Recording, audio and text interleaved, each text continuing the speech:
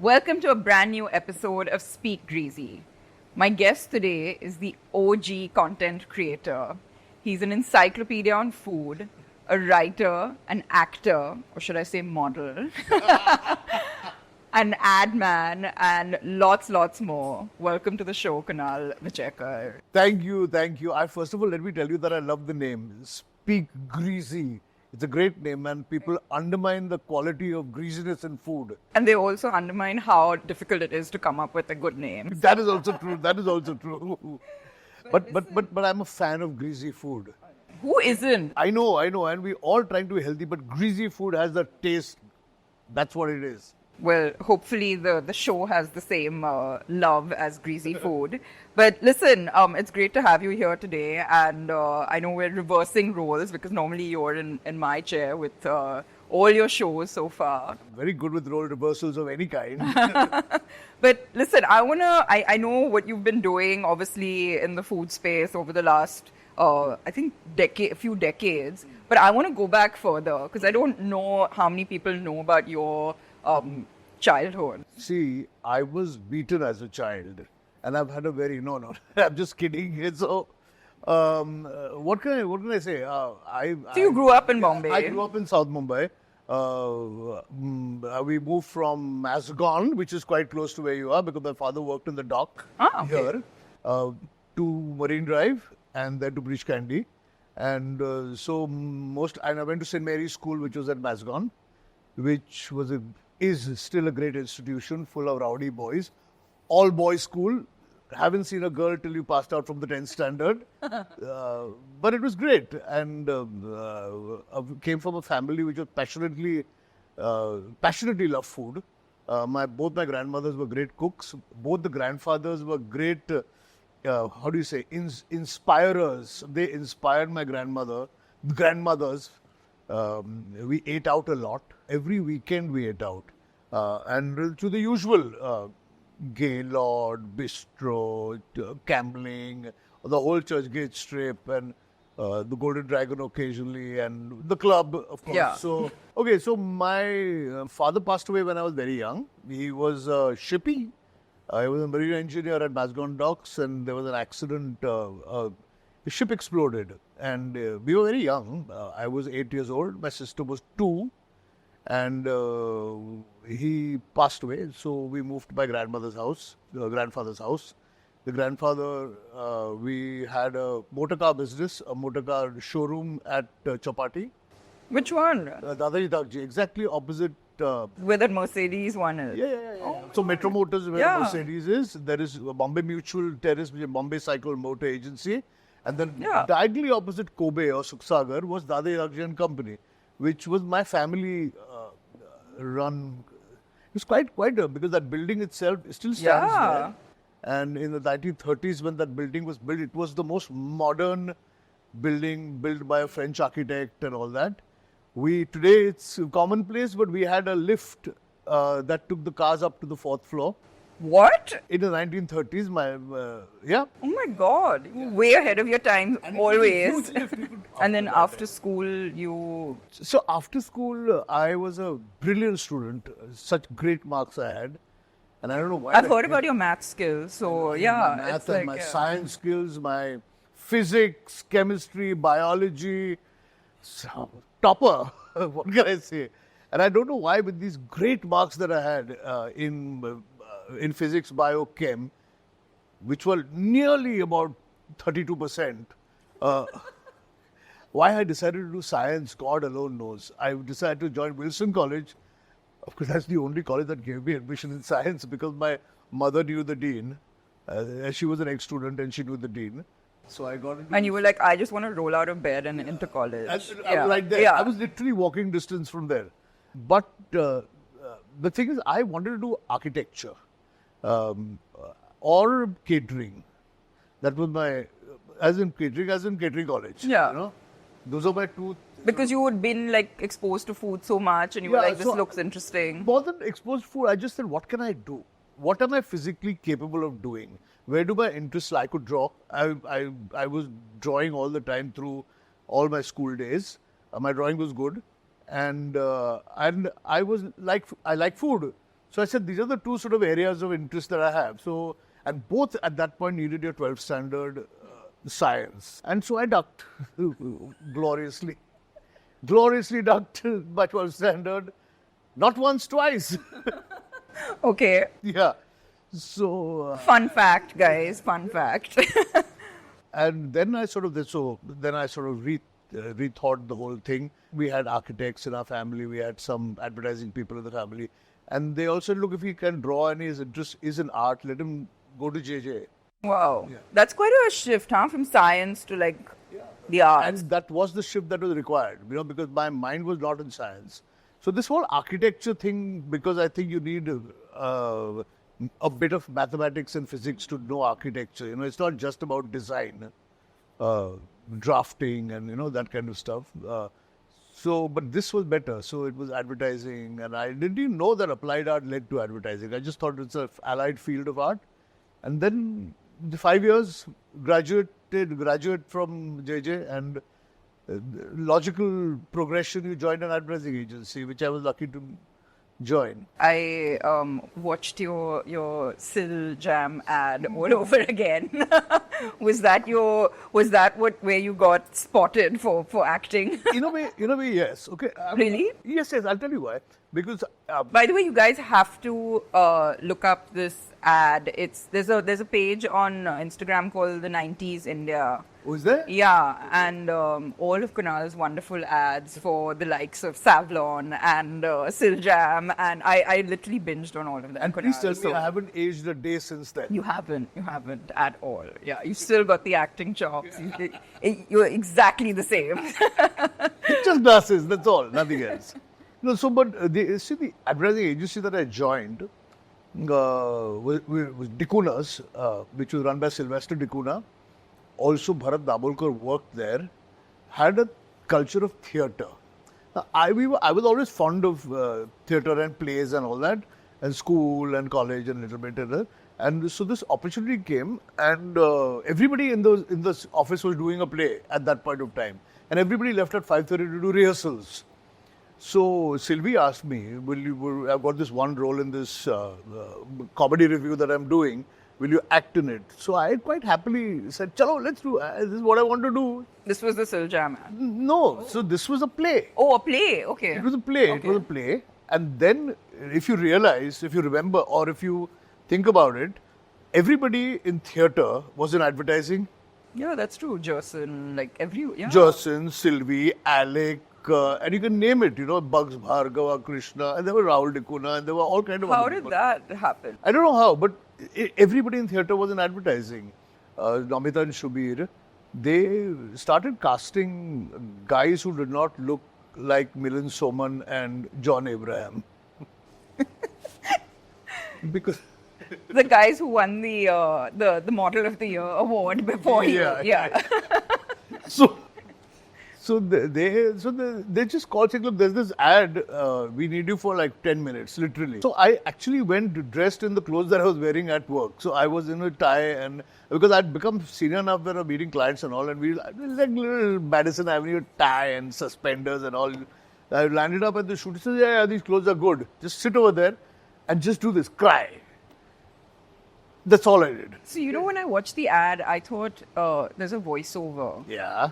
But is that you crying? No. They actually got the audio of a baby crying and plugged it in. Is that how you I'm not that good an actor. I'm not that good. I'm good, but not that good. In today's day, you'd call it viral. That ad went completely viral.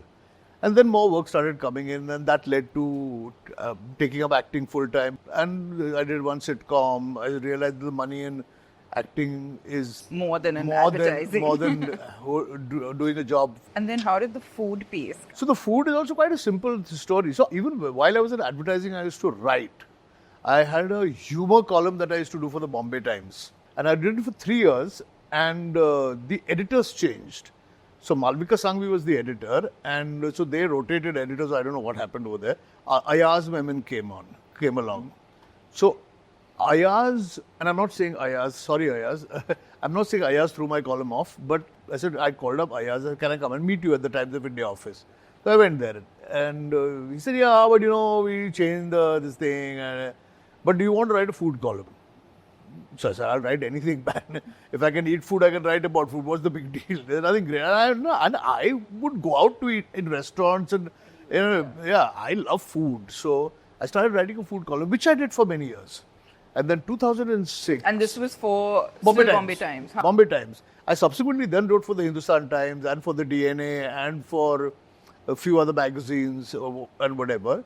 But in 2006, Times Now was starting as a channel, news channel. Again, Times of India. So they were looking for an anchor for a food show who was comfortable in front of camera, which I was already doing television and whatever else. And who knew his food, which I was writing for them only.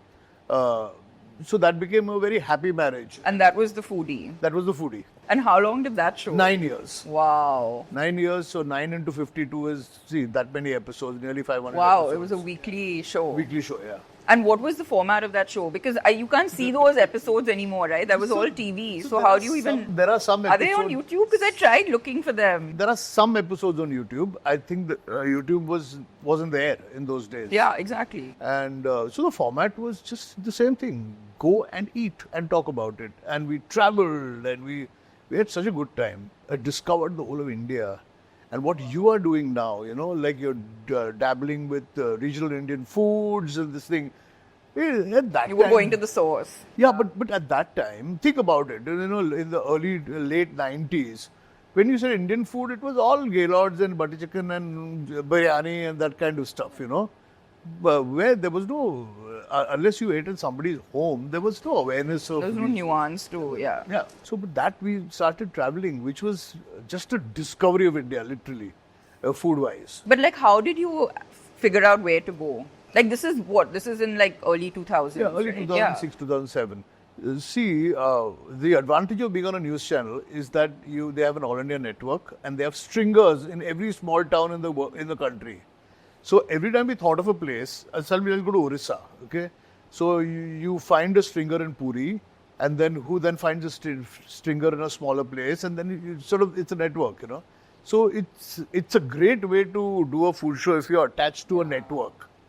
So your research becomes easier. Tell us some of the cool places you've discovered. So Chettinad, for example, okay, we were still in an era when most people thought South Indian food was just idlis and dosas. But you go to Chennai and discover that 80% of all the restaurants are non-vegetarian. There is a humongous regional, not regional, how do you say? So Tamil Nadu also has about 6 or 7 kinds of cuisine. Yeah. Area.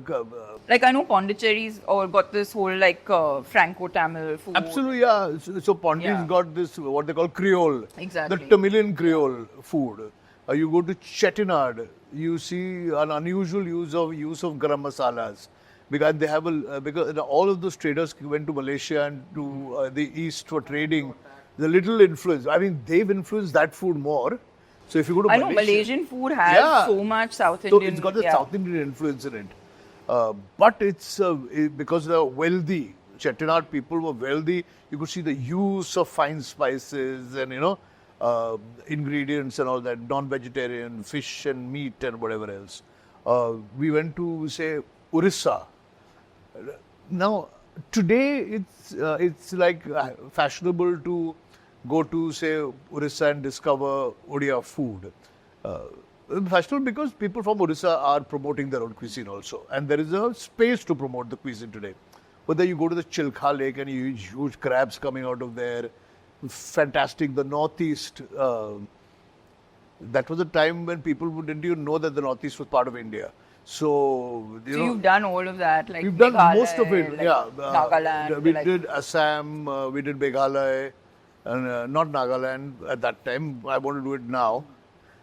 Kashmir, the Rajasthan. I heard there was a little nudging required for you to get you to Kashmir. We know how it is. We are all sort of cowardly middle class people, and you don't know what the real situation is. But it was great fun. I mean, the food, and I have then subsequently I went 4-5 times to Kashmir. So okay, so we grew up in an era when you went to Kashmir on holidays regularly.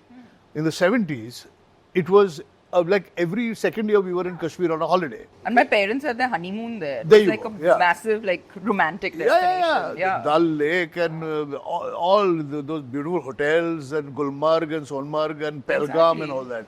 And then suddenly when the problem started in Kashmir, it just died as a destination. So when we started going back again, and today it's back again.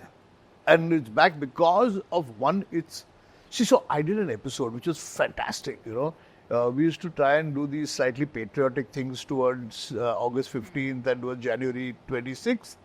And we decided to do an episode with the Border Security Force in Kashmir. So which is like actually Gure's border, And so you're standing right on top of the mountain and there's a little valley over there, the river flowing, and right on the next mountain is Pakistan. You're that close to the neighbor, yeah? And but while you drive there, because it takes you about 5 hours or so from Srinagar to go up there, it is the most idyllic landscape you can find. I mean, Europe be damned, and I'm a lover of most things European, okay? But I mean, what I mean by it is the natural countryside, and this is like, it's paradise on earth, and they call it. It's really paradise on earth, and it's so untouched, right? Because completely it's untouched. not. So, look, yeah. Please excuse me, but wherever Indian tourists go, it gets a little ruined. You look at Puri Jagannath, you look at the beach at Puri, or you look at the beach in Pondicherry. It's got. You go to Goa. What has happened at Kalangut? It's all tourists coming and ruining everything, no? So this is all untouched. When it's untouched, you realize what a beautiful country we actually have. We went up to the border, and we've got this. And so I land up in Kashmir on the border, and the regiment is the Maratha regiment. So they're cooking Sabudana, Khichdi, and Puran Polis up there. You were like, I don't want this, or you were like, unbelievable. yeah. So, but this is the kind of sort of experiences one had when I was doing the Foodie. And then, of course, at some point, the show came to an end. Show came to an end for whatever reason. Yeah. But, and you had a brief hiatus from, doing a food show. And I think in that interim, there was this explosion of the internet. True. So the explosion of the internet helped me, and I'll tell you how. Is that what do people fight for in life? They fight for relevance. Okay, I had already sort of made comedy because I was doing a show with Cyrus Brocha called The Week That Wasn't, which also started in 2006 at the same time. So simultaneously, I was on 2 news channels, competitive news channels, doing comedy and doing food. And because I had signed these contracts, which were quite watertight, they couldn't stop me from doing it. That is, I think, a very unique situation. Yeah, it was unbelievably unique because that wouldn't happen today. Yeah, because the channel head of one of the channels, which was the slightly more aggressive channel, told me, well, how can you be on this channel? I said, but my contract says I can only do this, And God bless Cyrus's late father, who worked out our contracts and had always worked out our contracts to be able to, tighten them in a way which I could do all this work. So the point being is that, and I don't know why I brought this up. So I was doing comedy, and The Week That Wasn't, that show lasted till last year. 17 years we did that show, Cyrus and I. And you lived to tell the tale. Yeah, to tell the story. We're still sort of friends, So that was happening, but my food identity, I thought had gotten a little sort of, how do you say, sort of was disappearing. Although I kept writing, I kept writing a column. I wrote for nearly every magazine because one column would end and somebody else would ask me, and then I would say Asian Age, okay, Asian Age done. I even wrote a column in Marathi, which I can't write in Marathi, but the editor was so wonderful. So she'd come and sit with me, and I would talk, and she would make notes. Wow. And then she'd, write the column. It's just brilliant. But when YouTube started, my old videos was still hanging around.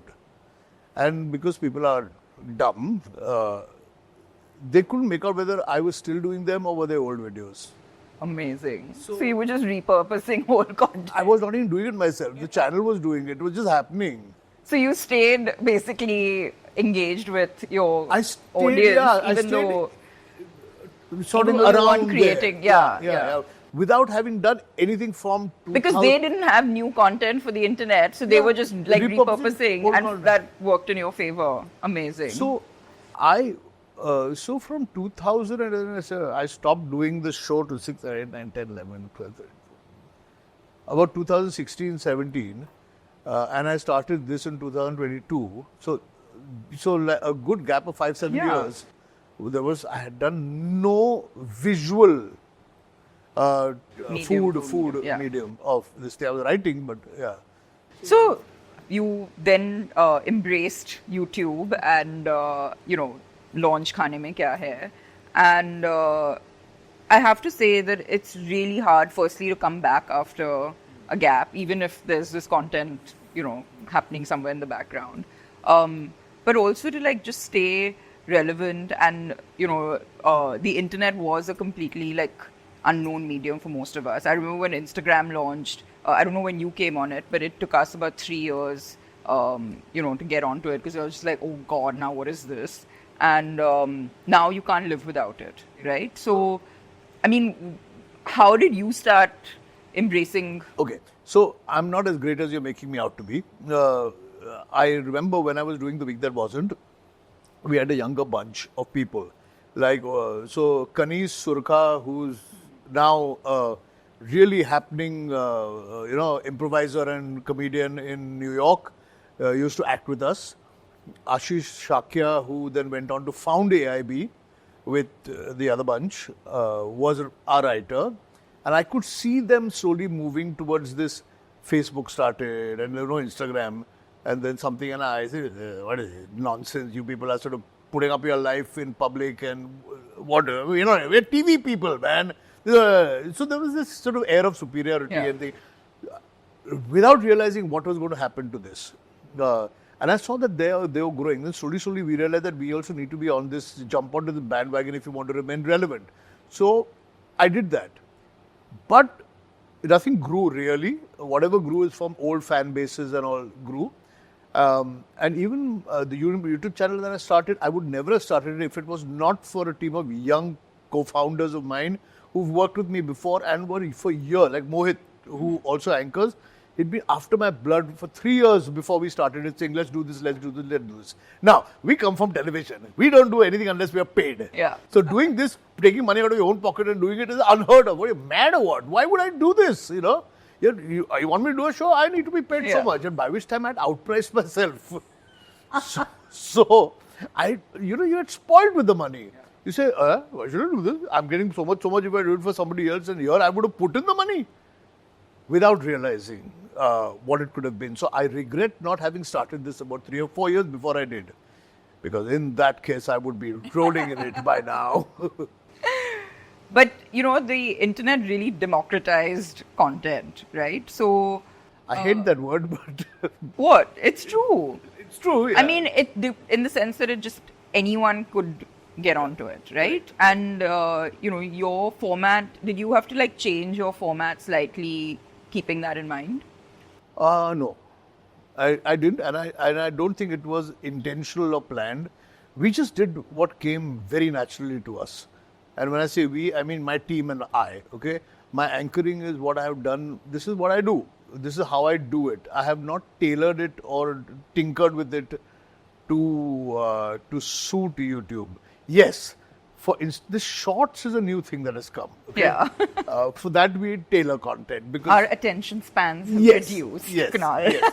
So, but look at the dichotomy, okay? So you've got at one end everybody telling you that nobody has attention span, and there are people who are doing then podcasts which last for 3.5 hours. I won't keep you that very long interviews. No, but they do well. There is 2 or 3 people who are doing 2.5 hour long podcasts. Also, my team is a fully creative team. We're still figuring out how the back end works.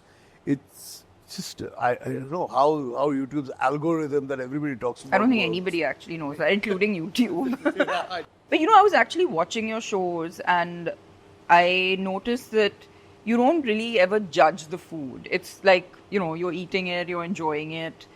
Is that a conscious choice because you... Yes, partly. Yeah. It is a conscious choice because, one, why should I go to a place, eat there and cover it and show it if I don't like the food? But you don't know you're not going to like it till you go there. No, I know. We always try it out before going. We always make sure that we are covering a place that deserves to be covered. This is why you're not coming to the table. Now I know. No, I'll tell you the truth. I'll tell you about the truth. The point is that I want to start another bucket of shows which are upscale new food. The couple of times that I've tried it, the algorithm doesn't give me viewers. Because the audience is like sort of different for different. So I need to grow the audience, and for that I will come to you and say, can I please shoot at table? But I will do it. Yeah. And we will do it in a slightly different format where people are coming to see this kind of food, So that is the only reason. Like Backstreet Kitchen, I'd love to do what you do over here. But my audience at the moment, I'm slowly working on the audience to do that. So what are people coming to you for? Is it discovery? Is it being introduced to a new restaurant or a new cuisine or a new place? Like what should they get out of I think there are 2-3 things, okay? One is pure voyeurism. To watch, I know a lot of people who tell me we watch your show while we're eating dinner. So to be able to watch me eat and enjoy food, I think is some sort of pornographic. I love that. You are finally a porn star. Yeah, I'm a porn star, man. You're right. So that is one. Two is that discovery.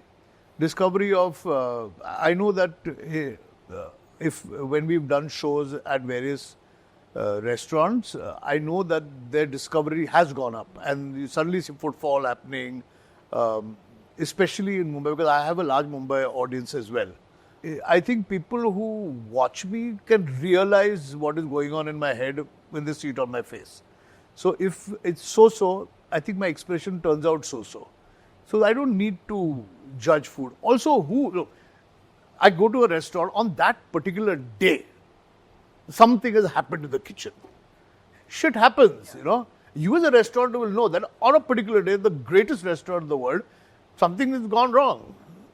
So, God, chef is in a bad mood. We as restaurateurs know that, but I think the average consumer is less forgiving. And that's fine, but why should I become an average consumer and just rave and rant? I'm willing to give. I love the restaurant business. I love restaurateurs. I know how hard they work, how difficult it is to bloody run a restaurant in this city at least. And I'm willing to say, okay, fine, he didn't try to purposely make bad food and give it to me. Shit happens, it's okay, big deal. You can tell the restaurant, look, next time, but why do I need to do it publicly? So, what I love about your show is that, yes, while you're eating and, there's glimpses into the food, it's your guests. Because it's really fun. It's just conversational. And that for me was a little voyeuristic. It's just like meeting cool people that you don't normally have access to, maybe. True. And I think that's actually one of your USPs. Yeah. So I know one of the guests that you had last year was Mr. Rahul Gandhi. Ah, yes, of course. How did that happen? Gandhi at that time was looking at digital to sort of expand his reach or his personality or whatever. Okay. And both our digital teams started talking, and we worked this out, and it happened quite organically. Yeah. So if the BJP people want to kill me for that, I'm willing to be all leaders also. I have no problem, If anybody's listening. Yeah, if anybody's listening at all. You've got a lot of parties to get through. Yeah. No, but look, and I also realized that when I first spoke to him, is that he's interested in food. Okay, who isn't? Are there people? I know lots of people. And I sometimes envy them. Sometimes I envy them because there is no thought about food. You put anything in front of me, I'll eat it. There is no great passion for food, so they never put on weight. A lot of them don't ever put on weight. Okay, I don't want to talk about these people. The bane of our lives is that I want to eat this greasy. I find greasy tasty. And I will always put on weight doing that. And these people don't care about what is put in front of them. You give them a slice of dry toast and something and they'll eat it. So, of course, they're losing out on a big thing in the world, food. But they don't put on weight and maybe they're being healthier. I don't know what. So, who's been your most viral guest? Oh, Sudha Murthy. Ah, of course. That was a controversial one. Well, marginally controversial because she... But there's no such thing as bad publicity, I No, guess. but then there was that Smriti Irani issue that happened, which was What was that? a Goa restaurant. Ah, yeah. Rubbish. Which I don't want to really get into too much. but it became viral and this is unnecessary. But see, now you're in a But you get trolled? Shall I tell you something? Yeah. I never read anything. I don't read. I vaguely read. No, I don't get trolled. Actually, I don't. I've gone through my comments also, but most of them are all. I think there will always be the odd. Largely, If I start showing juicy steaks, I will get trolled. But I expect that now. What do I do?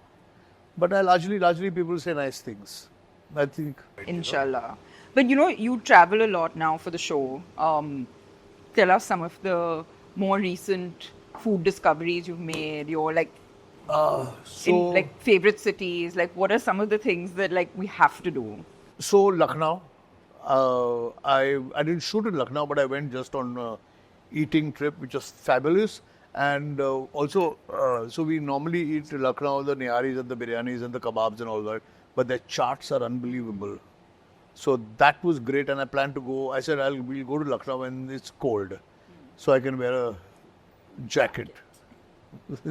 Otherwise, Lucknow. You're like a British guy in a brown skin. Really, I don't know whether that's a compliment or not, but We'll just leave it there. Where else? Tell us some other places I believe there's this chicken dish that you had up near Shillong somewhere. Oh, that's my favorite story.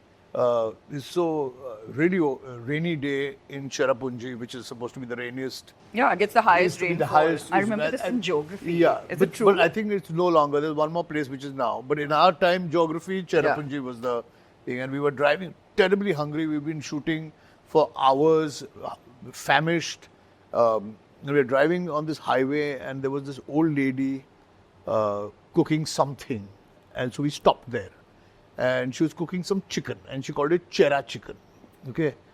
And she was really old. She must have been 90 or something then. So she's probably dead. Sorry, I'm killing everybody off. Sorry. And we tasted it. It's just mind blowing, The chicken, and I don't even like chicken. It was like just unbelievably good. So I said, let's shoot with her. Let's take her to some location. Let's take her to some location and shoot with her. Not shoot And her. we found And we found this beautiful, most idyllic location, one valley in the background and a highway. So we perched her with a table on the highway. I love this Big description. valley, small, little drizzling rain coming down, and with great difficulty, it was breezy. Managed to light a fire with a stove with great difficulty, and that chicken had nothing in it: mustard oil, onion, garlic, and just so much of black pepper. So you put mustard oil and black pepper and you start stirring it, it becomes green. Because mustard oil is yellow, it's unusually yellow.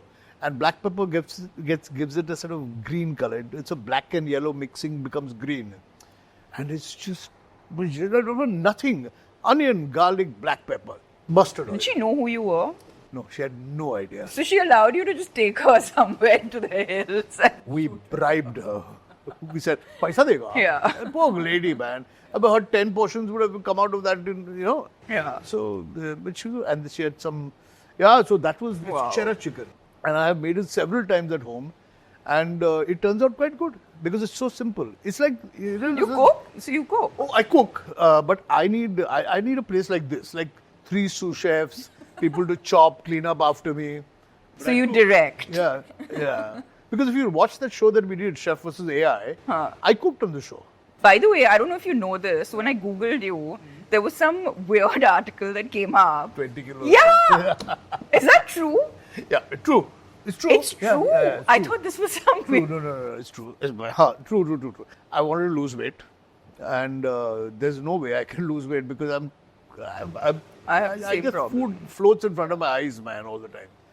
And I said, look, if I attack this issue as an addiction, you take food as an addiction, okay, like smoking or drugs or whatever, and if you can find a treatment for it from an addiction point of view, maybe you'll be able to control it without taking any drugs. Makes sense. So a friend of mine was doing this thing called Neuroleap.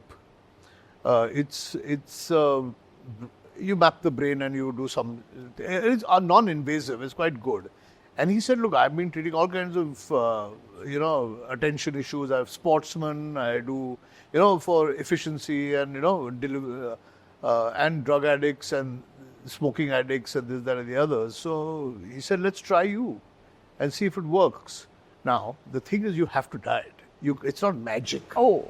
Well, How how can you annoying. put something in your head and I don't automatically know. lose That's what weight? I was hoping. I was about to take the number off. So you put this thing and you put this thing on your head and you concentrate on a rhythm that sort of this thing, and they map it. They map what your problem areas in your brain are, and then they start and they give you a program which corrects it, and then it helps you diet. It motivates you to go and walk. So I'm lazy as hell. I've never exercised in my life. Okay, so I started walking regularly, like to the point where if I missed my walk, I would like go bananas. I started controlling my food and no great diet. But I remember this. You said I'm not eating grains or carbs or something at one point. No, not that. I wouldn't eat wheat. Wheat, huh?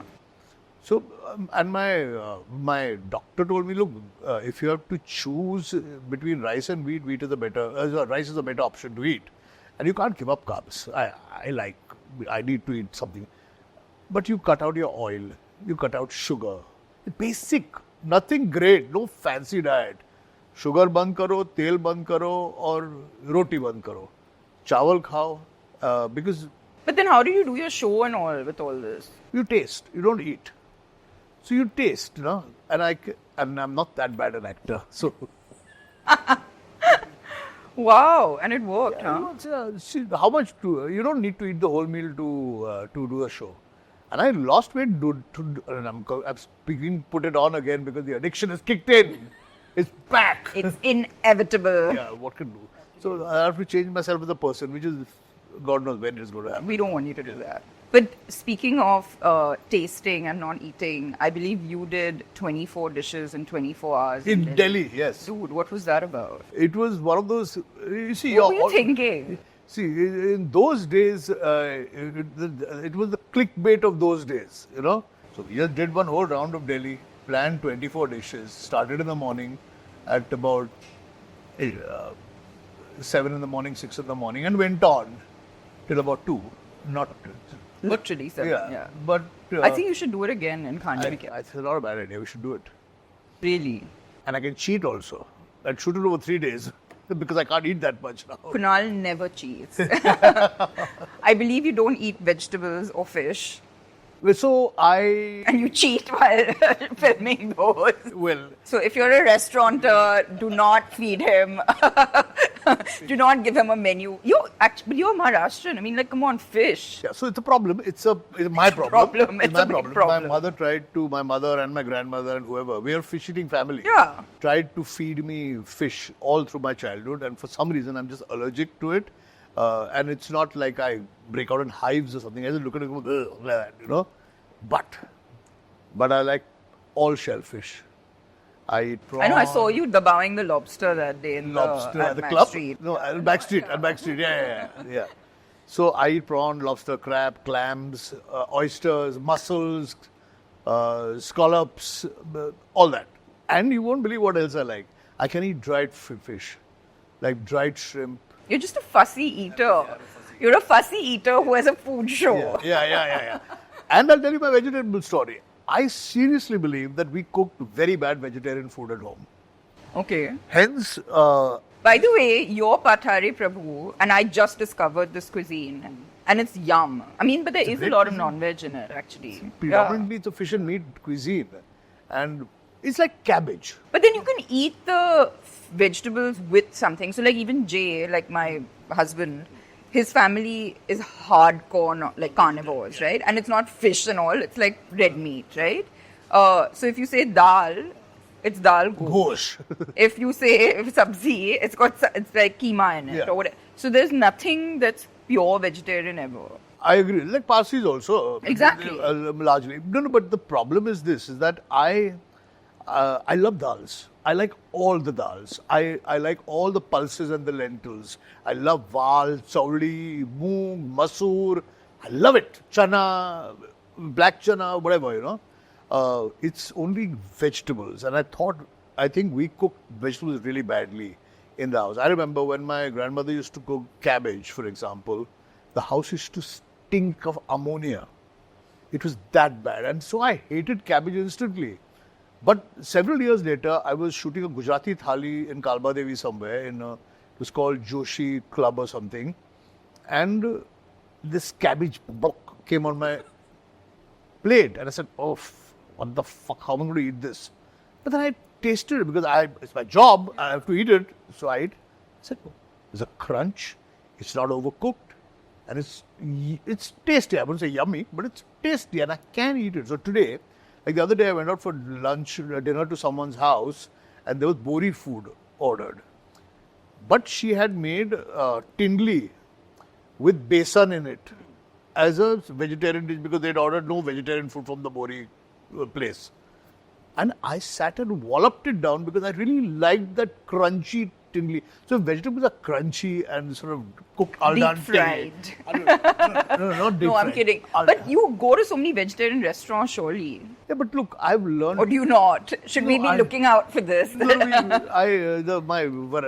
number of non-veg restaurants are more than my vegetarian restaurants, but I'm much better now. I used to be terrible, but I'm much better now. I can eat. I still don't like salads, please. Unless it's a Russian salad or a chicken salad with mayo in it. I can't eat salads. Since you've been to more restaurants than I can count, and that's not a reflection of your age at all.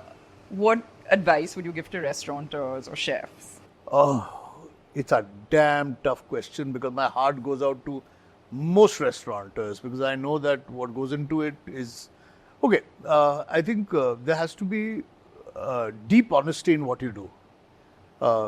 Please be extremely practical from a money point of view and don't just be careful because it's eventually a business and your numbers need to work out. But I think gimmicks are a no-no. I think people should also do a little bit of like a dipstick before they start something. Your location is really important where you're starting the restaurant. And but I think honesty with the food is very important. That's the prime. Yeah, there's a prime thing. Because honesty in anything, even anchoring. Look at this. We are having this conversation on a really how do you say? It's just like a real conversation, and that is what I think works. That is what in today's day and age it works because this camera, this digital camera doesn't lie. It catches out. Film you can do bullshit on film, yeah. But these cameras are very intimate. They come close to your face and it's very difficult to lie. Similarly, a restaurant, because you're sitting there and eating, I think honesty is important. But there must be more. I mean, I'm just talking like No, but I'm just not as a a consumer who As a kind consumer. of, has... And if the restaurant stands apart from the crowd in some good way, not just for the sake of standing apart, I think it's good. And if you can, which is on any product, if you can fulfill a need that is there in the market, then that is good. Or create a need that the market doesn't know. Well, for that, it has. Yeah, absolutely. Creating a need is like the ultimate thing to do, And what would you say to prospective bloggers or vloggers, as you're now called? It's much better now, but there was a time when the whole blogging thing started. Everybody was, that's why the democratization is a word that has to be used with great responsibility. Because while everybody can do it, everybody can also cause harm with it. We've heard in the old days, when this first started, of bloggers who were blackmailing restaurants, bloggers who were demanding things from restaurants. So there is always that, which today is gone, because I think restaurants have also become clever. On that very sobering note, I'm now going to ask you some fun stuff. Okay. Okay, so you have to choose a year of no mutton or a year without dessert. I'll choose no dessert. You're on this like sugar-free thing. No. Mutton. Mutton is my favorite meat. Okay, fine. Indian mutton, huh? Mutton. A show in Hindi only or a show that's got nothing to do with food?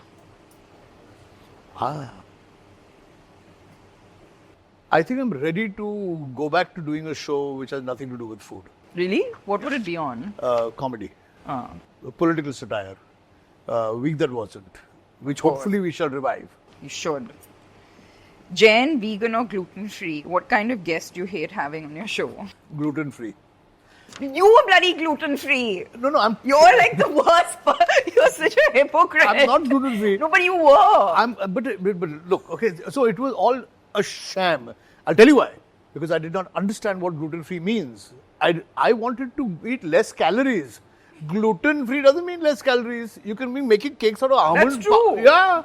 So, and I've also discovered one very important thing. Veganism is not as much as a problem, as a guest. As long as all Indian food. Yeah, it is large. As long as there's no ghee and there's no paneer in it, or milk or dahi, it's all vegan. Every bloody vegetable that you make is vegan. You can have a very good Indian. But you don't eat vegetables, so maybe potato, that's not.